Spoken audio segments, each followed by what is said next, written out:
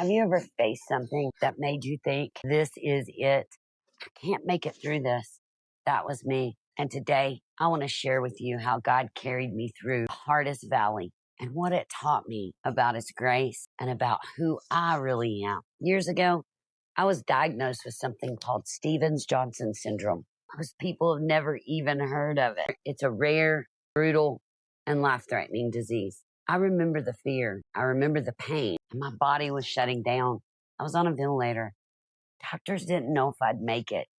Felt like my own body had betrayed me and I was trapped inside, something I couldn't escape. And in those moments, the enemy whispered, see, you're not strong. You're not enough. You're not going to survive this. You're 26. You don't even know God. Have you ever been there when fear feels louder than your faith? When the lies start to sound more believable than God's promises? That's where I was. Weak, scared, and feeling like maybe my story was over. But God was with me in the valley. When I was too weak to fight, He fought for me. When I thought it was over, He whispered, I'm not done with you yet. Friend, that whisper has carried me through life. That was 30 years ago, and it's still that vivid. Here's the thing. Science says trauma leaves a mark on your brain and on your nervous system, on your entire body. And I know it's true because I carried fear and scars so long after my body healed. But neuroscience also says that your brain can rewire. Those trauma pathways don't have to stay that way forever.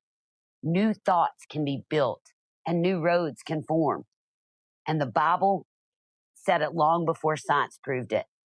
2 Corinthians 12:9 says, my grace is sufficient for you. My power is made perfect in your weakness. In other words, when I had nothing left, when fear was screaming, God's grace stepped in. His power met me right where I was at my weakest. Looking back now, what should have been the end, actually just the beginning of me learning resilience, leaning fully on God's strength, and seeing my identity through His lens, not my circumstance. Friend, I don't know what valley you're walking through right now. Maybe it's sickness. Maybe it's loss. Maybe it's anxiety or a battle in your mind. Maybe it's lies that have been louder than God's truth. I want to hug you with this reminder. If He carried me through what should have been the end at 26, He will carry you through what you're facing too. Here's your action step this week. Every time life whispers to you, you can't, pause and speak this truth out loud.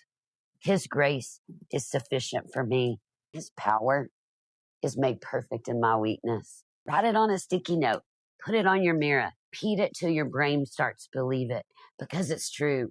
His grace carried me then and it still carries me now. And it'll carry you too. Here's the beautiful part. You don't have to walk this alone.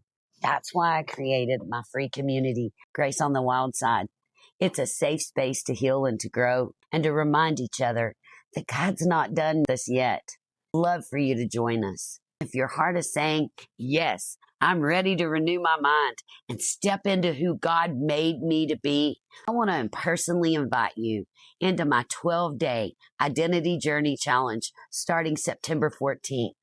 For 12 days, we'll meet daily, live, dig into scripture and neuroscience, and give you practical tools to rewire your thinking and walk in your God-given identity. It only takes 30 minutes a day. If you're ready to start planning truth, pulling the weeds, the link's in the description below. Come join us. Before you go, don't forget to hit that subscribe button and turn on notifications because I'll be sharing more faith and neuroscience tools every week to help you walk in freedom and purpose. And friend, remember, His grace is enough. His power is perfect in your weakness. And your story, it isn't over yet.